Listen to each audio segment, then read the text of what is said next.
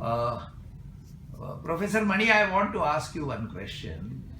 With so many career choices, okay, I envy the young generation that they have so many career choices.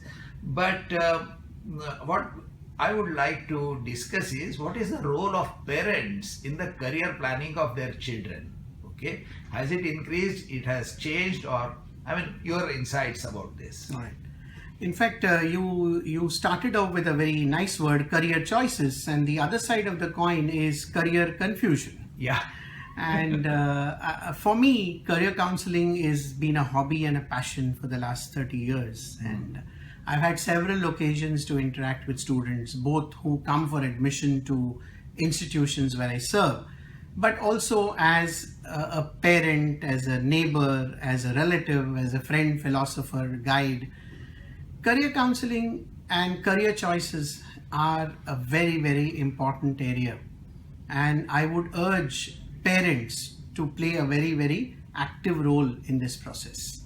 Now, when I mean active role, the first suggestion is parents should listen to their children and find out from them what is it that they are interested in. Traditionally in India, parents used to dictate the career choices of the children. A doctor's family would certainly have some doctors and a lawyers and so on and so on. Today we notice that many a child who has both parents as doctors does not want to practice medicine. He is very clear. He says, I will do anything except medicine. So I guess the starting point is to understand what the child is interested in. Many schools at the early age of 9th standard and 10th standard have introduced aptitude tests. I would urge the parents and students to do these tests seriously. Otherwise, it's a fun activity. What did you put tick? I will also put tick. And students do it as a fun activity in the classroom. These aptitude tests have to be followed up with an individual session with the counselor, where the parent must be present. Very often, parents and children clash on their career choices, and only a counselor could help at this given point in time. We must realize that traditional thinking like arts is a poor man's choice is no more valid. Absolutely. In a city like Bombay, getting into an arts college of your choice is more difficult at times than getting into a science college of your choice. Yeah. And therefore, people must realize that student aspiration is very, very important. Failing which, we see so many cases of students wanting to discontinue studies, getting into depression, also situations where they develop an aversion to the entire education system. I would believe that every child at the 10th standard level or at least at the 12th standard level has to go through an aptitude test if there is a confusion in their minds. A word of caution, if there is no confusion, don't do an aptitude test because it will confuse you. Yeah. If the child is reasonably clear what he or she would like to do, I would go with the child. Because it is the child's aspiration, it is the child's desire to do something which will propel the child to work harder and succeed. A career choice being forced on a child is really not going to help in the long run. Right. A great deal of patience by parents would make a positive impact. In today's world, with both parents working, at times time is a major pressure point. But if they are able to devote this time at a critical juncture of the child's life, help plan their career right at 10th standard, the next 10 years of college education goes on smoothly and seamlessly. You have been in this academics and education field for well over 3 decades.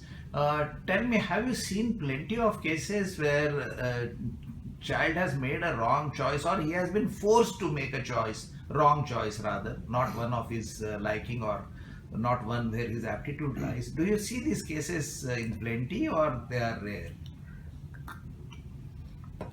Well, I would believe I see these cases in plenty. Okay. It's very unfortunate. many students are victims of parental pressure. Okay.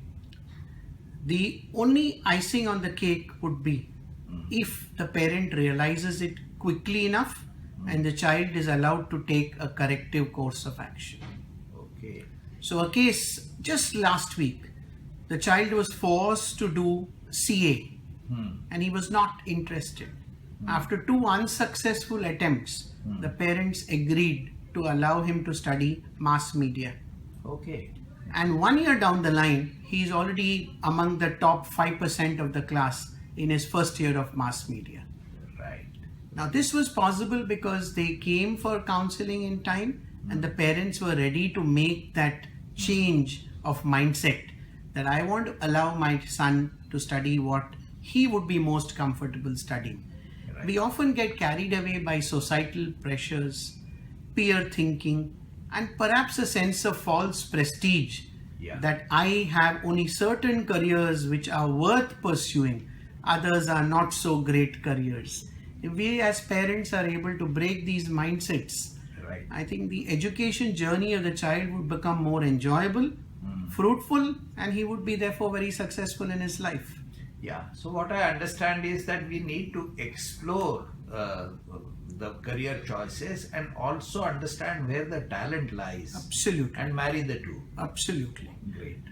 Here, perhaps what is the need of the hour, and again, I use your forum to reach across this message.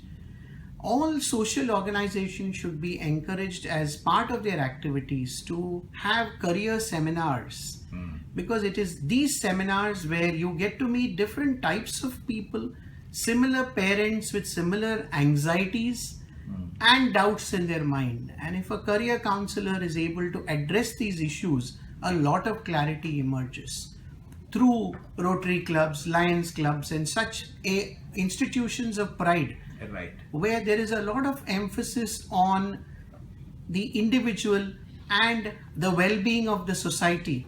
Right. Such forums could be used very effectively. Very well. Thank you very much. You're welcome.